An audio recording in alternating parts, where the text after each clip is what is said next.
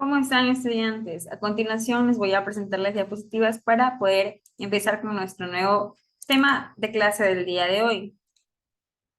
El día de hoy hablaremos de lo que es el origen de la Tierra.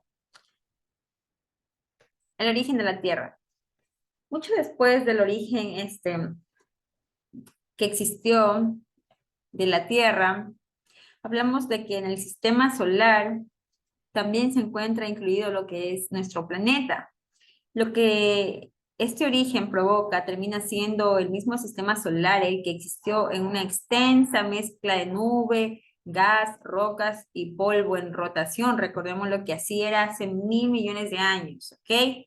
Para ser exactos, se fusionaban generando estructuras cada vez mucho más fuertes y mucho más mayores, llamadas planesimal, los cuales seguían chocando entre sí para originar planetas. De esta manera, aproximadamente hace 4.500 millones de años se formó la Tierra, hace muchos años. A medida que esto sucedió, los planetas chocaban entre ellos y el proceso de formación de la Tierra en la época primitiva lograba ayudar a liberar grandes cantidades de energía, formando impactos, así como la desintegración también de los elementos radioactivos en ese tiempo lo que se logró incrementar lo que era la temperatura y lo cual provocó que el material que se formaba en el planeta se vaya fundiendo con el pasar de los días. Todo esto debido a la gran cantidad de temperatura que se manejaba en esos tiempos. A medida que esa temperatura crecía, se logró también desarrollar lo que son los líquidos, los sólidos y los gaseosos como primera victoria de la creación de nuestro planeta. Podemos observar que después de un periodo inicial en que la Tierra era una masa incandescente, empezaron a solidificarse, pero el calor procedente del interior las fundía de nuevo y finalmente la temperatura logra bajar lo suficiente como para poder permitir la formación de una corteza terrestre mucho más estable y habitable.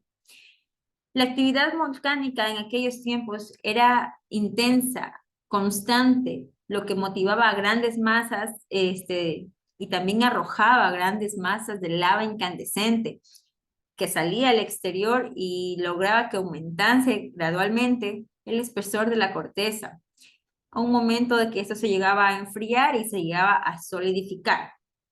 Su composición era muy distinta a la composición actual, pero fue la primera capa protectora, lo cual permitió que la aparición del agua, el líquido, y algunos autores la llamaron atmósfera 1, en las erupciones a partir del oxígeno y el hidrógeno que se generaba, todo esto era un vapor de agua que al ascender por la atmósfera se condensaba, dando origen a las primeras lluvias de aquel entonces. Es decir, que la Tierra tuvo que pasar por todo este proceso de erupción, de actividad volcánica, para que logre así formarse las primeras lluvias, para poder solidificar la primera corteza terrestre. En las erupciones, a partir del oxígeno, como se lo comentaba, lo que generaba un vapor de agua y luego esto se pudo así formar lo que es la corteza. La Tierra primitiva, con una atmósfera reductora, con oxígeno muy pobre, podía haberse formado una gran variedad de compuestos orgánicos. En estas moléculas arrastradas también por las lluvias que se lograban acumular, principalmente serían lo que son los océanos, logrando quedar convertidos en una suspensión de materia orgánica, algo parecido a un caldo o el caldo primogénito.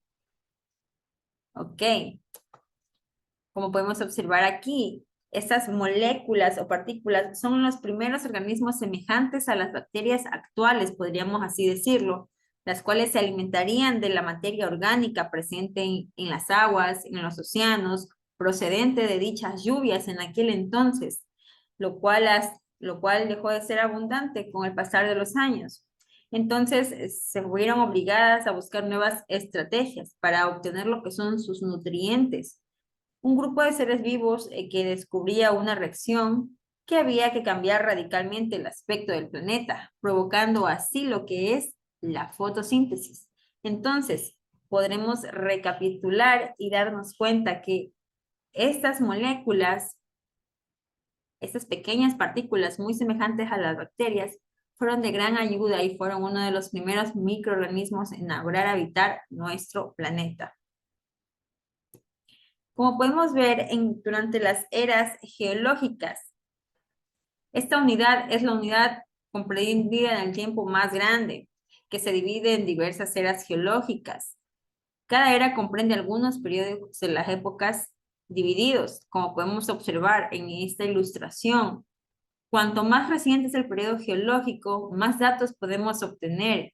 En consecuencia, esto hace que se dividirlos en grupos más pequeños. Como podemos observar, la era en la parte de aquí donde estábamos hablando de lo que son las bacterias, cómo se crean, después tenemos lo que es la gran actividad volcánica que genera plantas, animales y el rondamiento. Todo esto hace 400 millones de años, mucho tiempo atrás.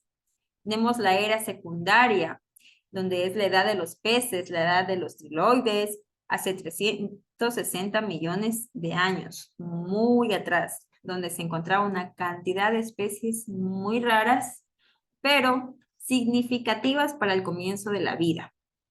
La era secundaria o mesozoica, como se la conoce, era la era de los reptiles, hace 160 millones de años, donde allí lograron existir un sinnúmero de reptiles, donde se estima también que existía la era de los dinosaurios, como se lo conoce comúnmente. Todo esto tiene bases sólidas en la creación de la Tierra, en la creación del universo, y son comprobadas al día de hoy, en la actualidad. Tenemos un origen muy, por así decirlo, muy diverso también, con muchas teorías, pero todas, una más que otra, demostrada. Como podemos ver, hoy en día en la actualidad se encuentran restos fósiles. Vamos a lo que es la era terciaria. Lo que abarca es la edad de los mamíferos, hace 71 millones de años. Nos damos cuenta que cada vez el tiempo va reduciéndose y la vida va aumentando.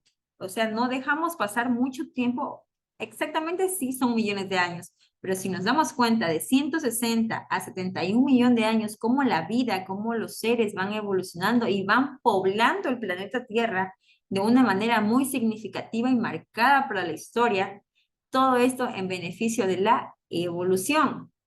Llegamos a la era cuaternaria, donde es la edad del hombre, hace 1 millón de años.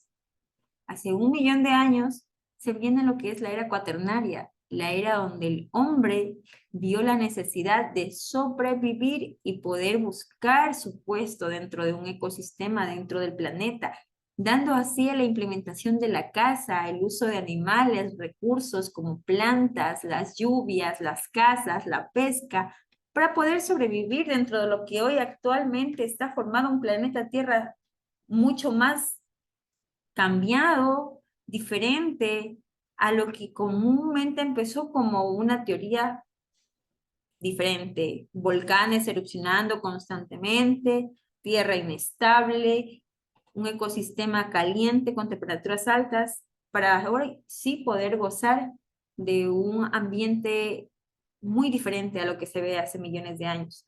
Pero recordemos que esta parte es muy importante, porque nosotros podemos observar la evolución del hombre, la evolución de las especies a través del año y mucho más. Podemos evidenciar la presencia de la vida a través de los miles de millones de años. Ok, chicos, nos vemos en una siguiente clase. Muchas gracias.